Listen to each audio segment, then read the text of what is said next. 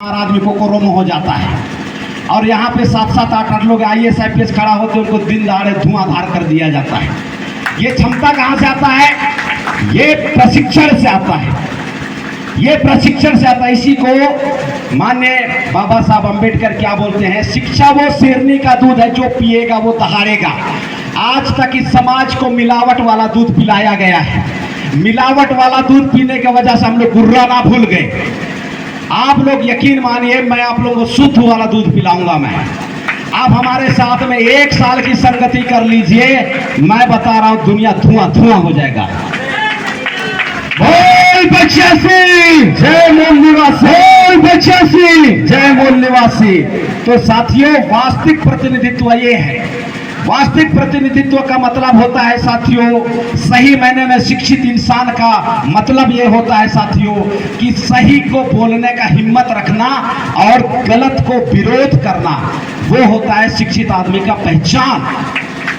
बाबा साहब अम्बेडकर ने कहा था, जिस समाज में 10 डॉक्टर, 10 इंजीनियर, 10 वकील अगर पैदा हो जाए तो समाज को कोई भी आदमी आंख उठा के नहीं देखेगा।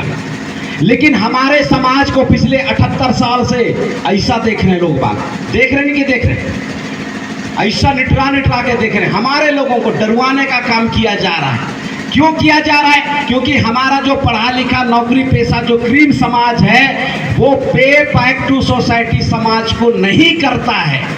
अगर वो कर ले, अभी देखिए मैं बता रहा हूं, मैं रूपनारायण का, मेरी 2 पैसे की औकात नहीं।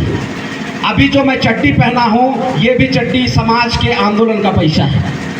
सही बात बता रहा हूं, मेरे 2 पैसे की औकात नहीं है, लेकिन जहां पे मेरे समाज को आवाज उठाने की पारी आती है, मेरा नंबर पहले पे है, 1 नंबर पे है।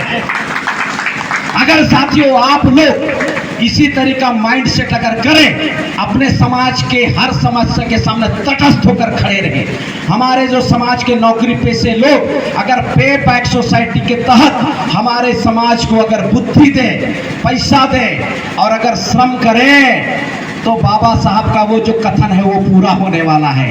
इस समाज को कोई आंख उठा के नहीं देख सकता। इस समाज को कोई आंख उठाकर नहीं देख सकता। तो साथियों, पे बैक टू सोसाइटी करना बहुत जरूरी है। लोग बोलते हैं कि मैं एजुकेशन इज माय कैरियर, मैं बोलता हूं साथियों, मैं एजुकेशन इज माय सोसाइटी। मेरा एजुकेशन मेरे समाज के लिए है।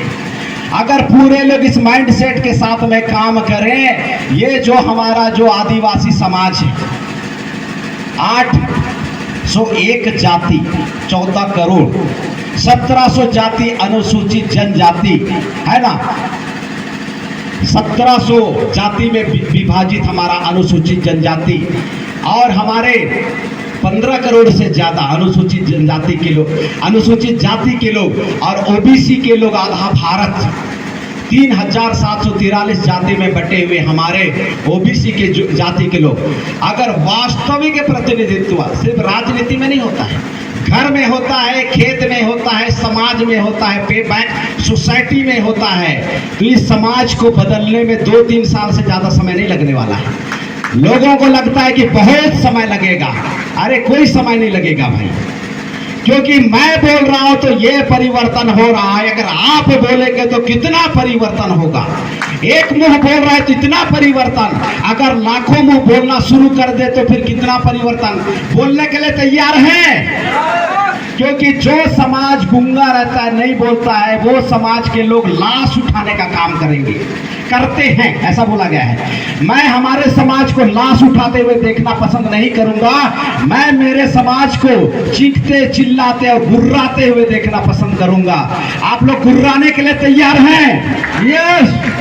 तो साथियों, हमारे जो कर्मचारी साथियों को, गैर कर्मचारी साथियों को, हमारे मातृशक्ति को, हमारे भातृशक्ति को मैं अपील करना चाहता हूं, मैं एजुकेशन इज माय सोसाइटी कीजिए।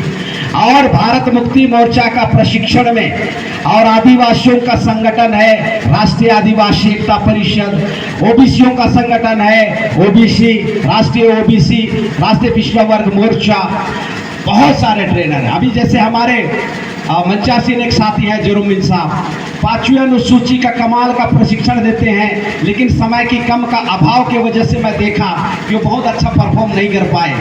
जितना बोलते हैं उतना नहीं बोले वो।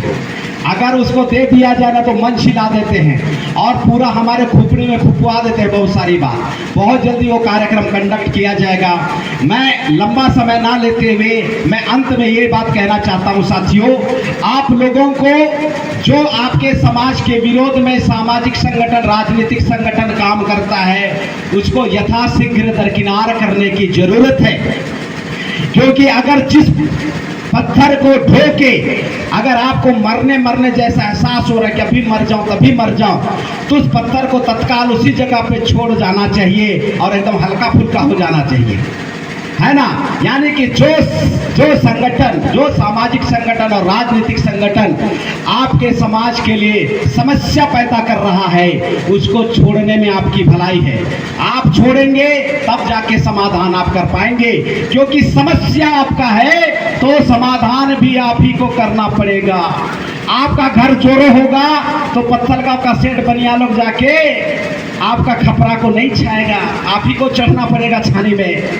तो अगर आपका शिक्षा का समस्या है, संपत्ति का समस्या है, सुरक्षा का समस्या है, तो आप ही लोगों को मैदान में उतरना पड़ेगा और मैं साथ देने के लिए तैयार हूं।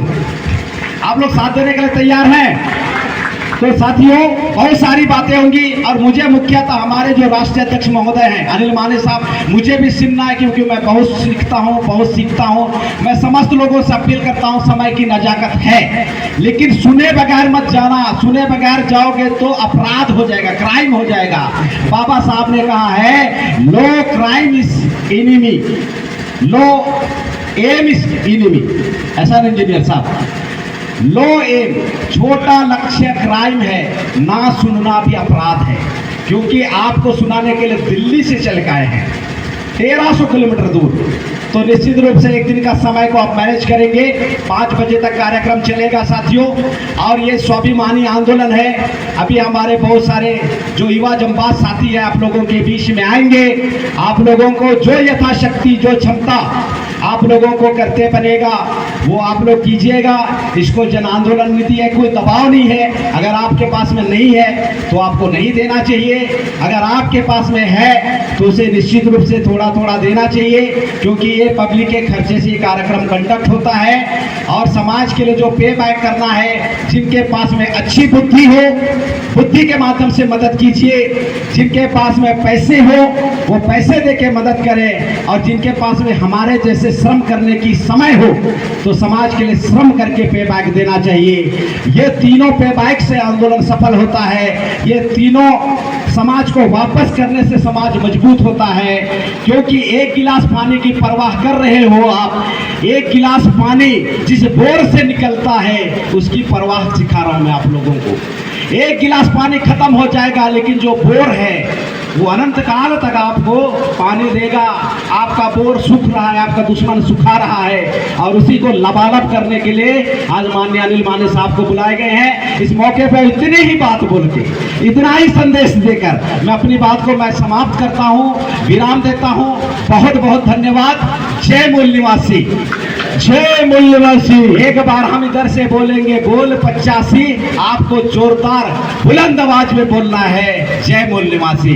बोल 85, जय मूल निवासी। बोल 85, जय मूल निवासी। बहुत बहुत धन्यवाद, शुक्रिया, आई लव यू।